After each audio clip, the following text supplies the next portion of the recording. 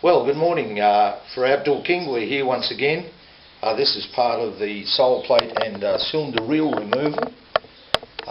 What has happened is we've had the bottom blade reground. That's the top surface, as you can see, and of course the very front edge, which is the most important edge, is been sharpened and very square. Right, now just before we start the installation of the sole plate and the cylinder reel, there are a few safety precautions I want to go through with you. We are working on a piece of equipment with a petrol engine, so we want to confirm that the on-off switch, the kill switch for the motor, is in the off position, and just to be safe and sure, we remove the spark plug lead and tuck it out of the way. That way it's safe. Now the next thing we have to do, because the chains have to go on, what we need to do is unloosen the nut here, right, and we need to slide the adjuster out of the way so that it gives us plenty of play in the chains when we replace the chains on. Rightio, the next thing we have to do is, because we've got access here, is reinstall the grass deflector adjusters, which is just a simple matter of offering up the bracket and hopefully engaging the hole here. Just put them in just loosely for now.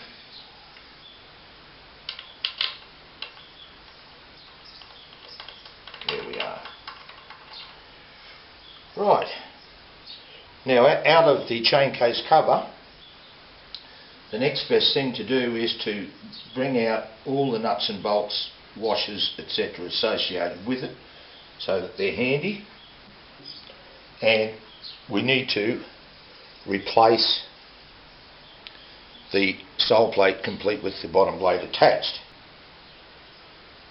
Rightio, what we've done now is we've just slipped the bottom blade in underneath the mower, positioned it inside the both the chassis rails, and we just lower the mower back down, and we'll just have to jockey it into the final position while we put the nuts and bolts in. So that's what we'll do now. I'll put all 4 nuts and bolts in. The bolts have slipped into position, as you can see. We've done both sides. So now, as a matter of putting on the spring washers,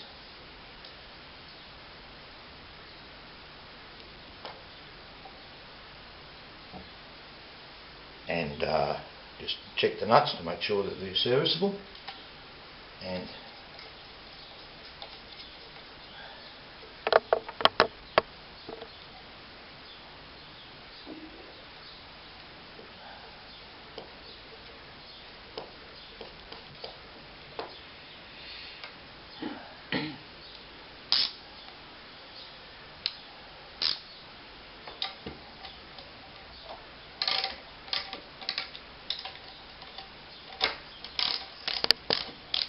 that is the sole plate reinstalled.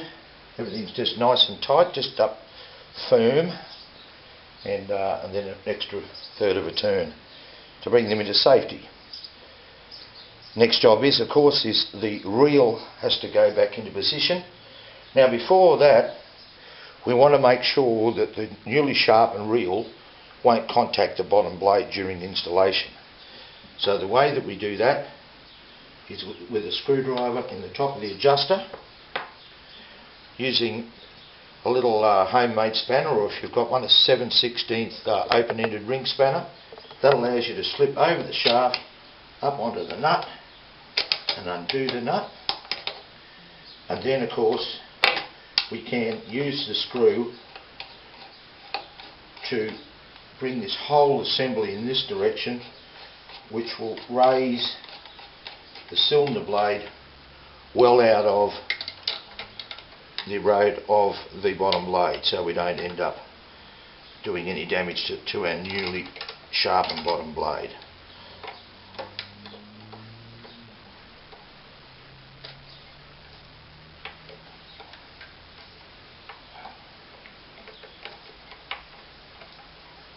go, and we can bring it up right out of the road there.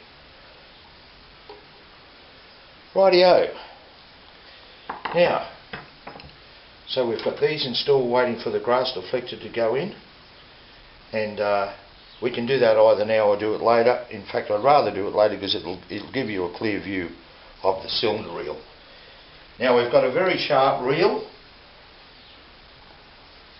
so it is always a good idea to have a strong pair of leather gloves to handle it, because we don't want to cut ourselves. If that edge there is quite sharp, and of course everything is nice and square with everything. So the next thing we do is we have to put our new bearings on.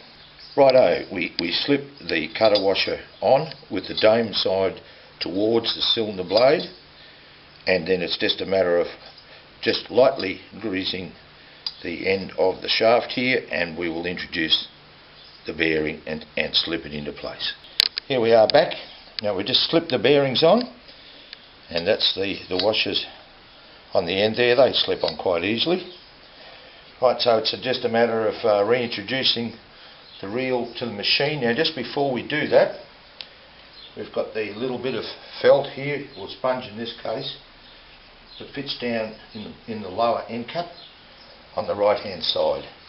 The bearing just sits hard against that little felt.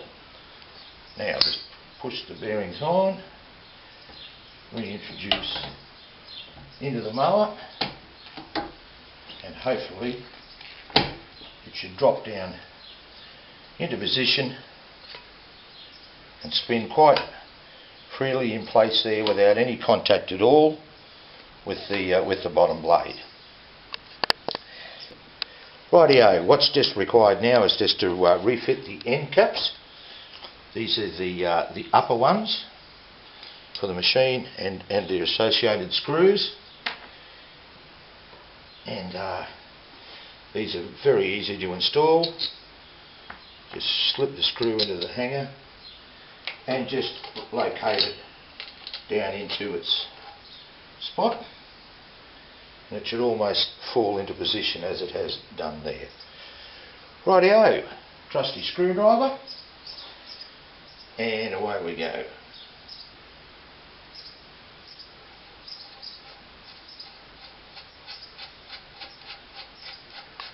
Clean. Right, we just introduce the screws once again, and drop the cap into position, and once again do up the screws.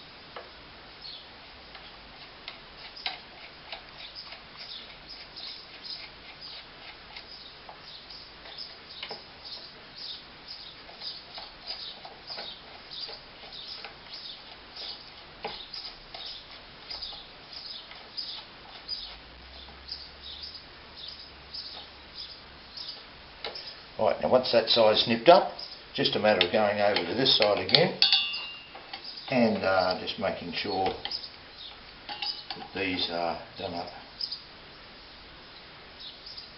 firmly.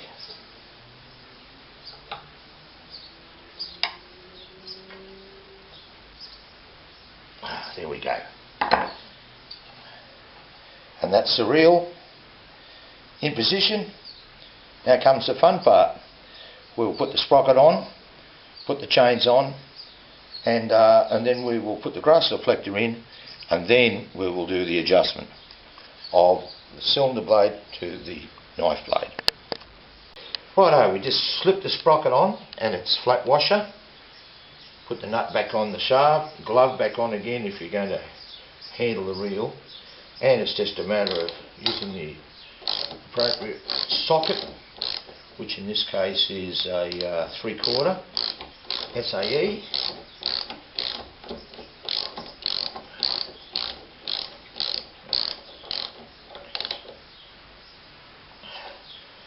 Not forgetting, of course, before we put the sprocket on, we drop the wood rough key into its slot on the axle for the cylinder reel. and the sprocket just slips on very, very easily, and it's just done up nice and firm, as I say, in about an extra third of a turn to bring it into safety. But this is out of the road. Now the next thing we have to do, of course, is reinstall the chains, and that's what we'll do next. Rightio. What we're doing now, we just introduce the chains to the sprockets. The top one, or uppermost one, just sitting there ready. We've fed the chain through the top sprocket down around the main drive sprocket for the cutter. This, of course, being the secondary, and it's just a matter of joining up the link between the chain here, which is what we'll do now. Right, we've put the link, the removable link through. Its end cap on. Just engage the little clip. Now the clip faces away from the direction of travel, which is in this case, so the open ends will look towards the ceiling. It's just a matter of just getting a suitable instrument and sliding that in so that you can see it's engaged in the little lip on the removable link, and that's on. It's done. Here we go, and that's the lower one slipped in. Now they're quite loose for the time, but that's governed by the sliding adjuster here, which will adjust back up into place a little later when we actually do the chain tension. Now the particular tension here is governed by a sliding clamp that's behind on this direction, up and down, and this one, of course, is done by the this little rubber or plastic idler. So we just shift that up and down until we get the correct amount of play. So just continuing on, our next job is to reinstall the grass deflector. Now up inside those brackets we put on is a little slot which these metal tangs here on the grass deflector slide through. These, of course, are clips that engage the back of the sole plate. So it's just a matter of sliding it down until the two clips contact the bottom of the sole plate, and then feeding those through the slot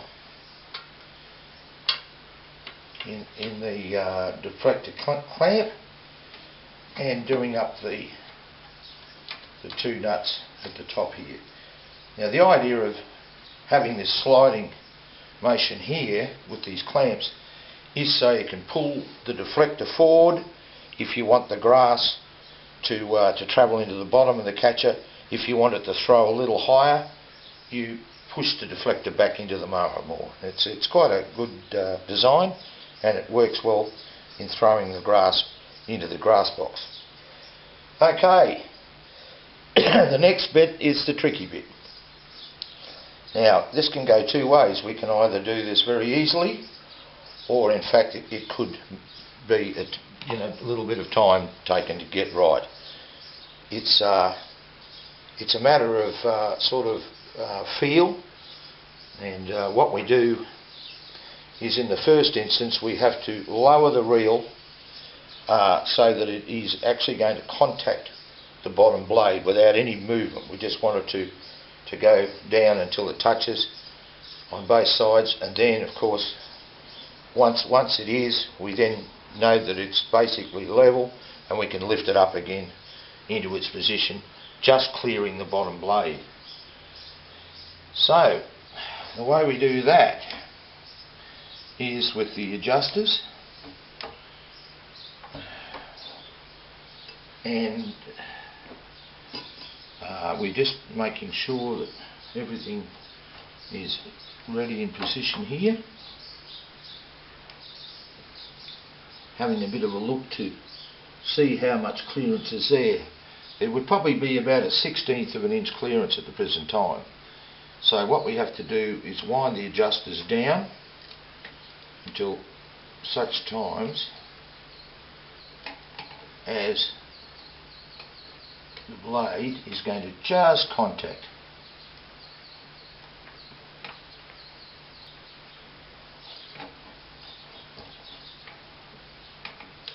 Getting very close now.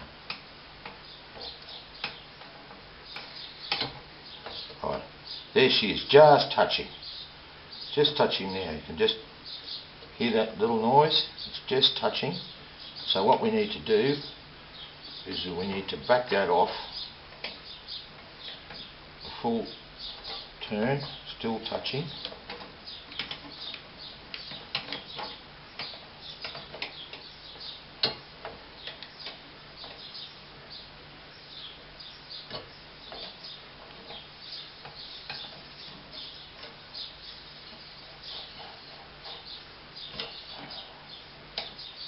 Alright, just bring it up another half a turn again. Right, she's clear. And notice I'm not grabbing the blade, I'm just reaching over behind the blade and pulling it towards me. Taking care to avoid this sharpened front edge here. Okay. Now, time to do the same on this side. So it's a matter of just lowering the adjuster, which in this case is counterclockwise.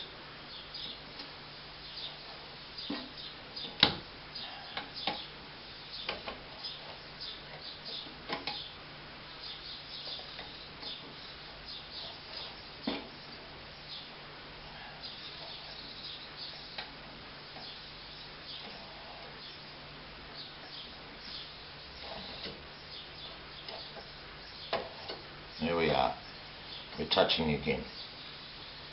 So, it's just a matter of raising it one full turn. And there we are, we're clear again. Rightio. Now the next thing is we're going to do the fine adjustment. And we will do that in an instant. Very finely now, as you can, if you can just see down in there, Joe Carroll is the cameraman here, right? It's just like a pair of scissors sliding over there, but with still absolutely no contact. I'll just bring it down just a little smidge. I reckon that's perfect there. And with this one, just bring it down another half a turn. And there it is, look at that. Now there's absolutely no contact, right? I'll just grab one of my gloves here and I'll give it a spin to let you hear there's nothing contacting there, and that's only a minute amount of clearance between that top and bottom blade. Now things could change a little bit when we tighten it all up, which is what we're going to do right now. Righto. Now we're just doing up the captive nut and the screw here, and we're just going to test the reel. Now there's still just a little bit of contact there, so we need to bring the reel up just a little smidgen, right? It's full contact, right? We'll go down one turn, down another turn, and it's clear. So we come back half a turn,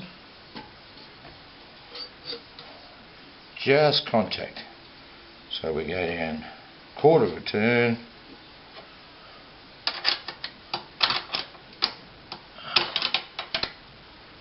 you'll see why this little spanner is so handy.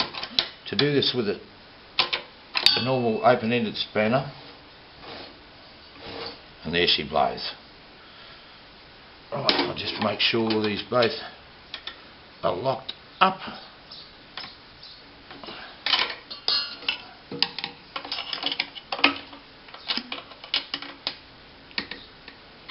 Beautiful. Rightio.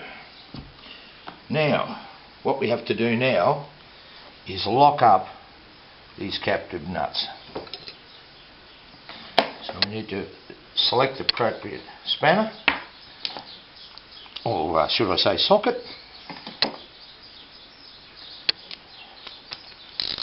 Pop this on.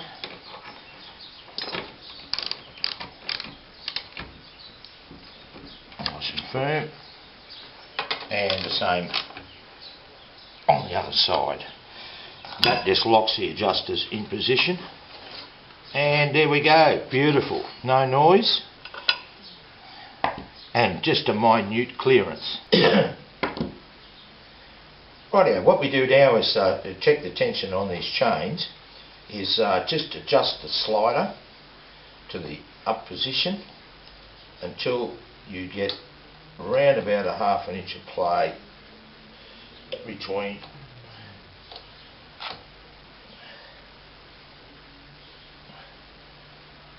the vertical, which that's about fine.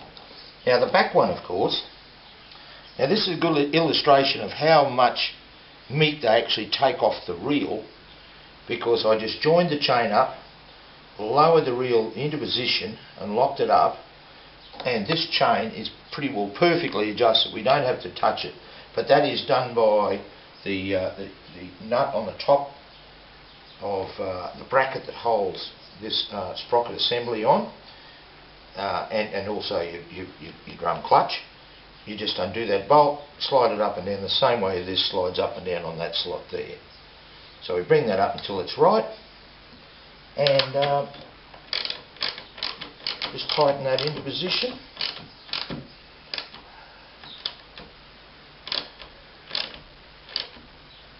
Up till firm, third of a turn in safety. Rightio, now while we've got the mower apart down to this stage, it's always a good idea to inspect the chains and sprockets while you have it all apart, which we've done, and found that they are all serviceable. However, this upper sprocket will have to be replaced probably at the next major service, because the teeth are wearing slightly. Now we get ourselves some trusty grease. This particular one is just a multi-motive grease. It's for wheel bearings and chassis grease. Also works very well on chains. And we just liberally spread a little over the chain. Centrifugal force will do the work for us later, and spray it everywhere. It's just a good idea to do it at this time. So you don't need a lot of it, but it's good. Like, these areas don't have to be particularly clean. I'd rather see plenty of lubrication in here than a clean chain case inside.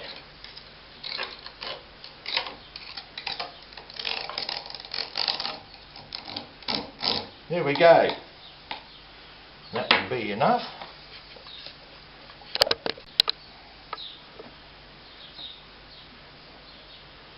Right. It's just a matter of replacing the chain case, which is a simple procedure. Just put it up in position, locate the first hole, which you see. Now the positioning of these particular screws indicates which model this mower is. The earlier model, 45, that was introduced in 1968, had the screws this way, and also the plastic knobs on the top had a screw head rather than the plastic knob that you see on this particular machine. This was one of the last of the original Scott Bonnar 45s before Rover took over. As you can also see, it's been re-engined with a Honda GX100 engine, which is a little side valve engine of 2.5 horsepower and goes very, very well. Well, what we've done here this afternoon with Jay's help on camera is we have reinstalled the sole plate, reinstalled the reel, connected the chains back up, put in the grass deflector, and adjusted the cylinder reel with minimal clearance between the bottom blade and the reel. This is Outdoor King. My name's DJ. Thanks to Joe on camera. Thanks for watching.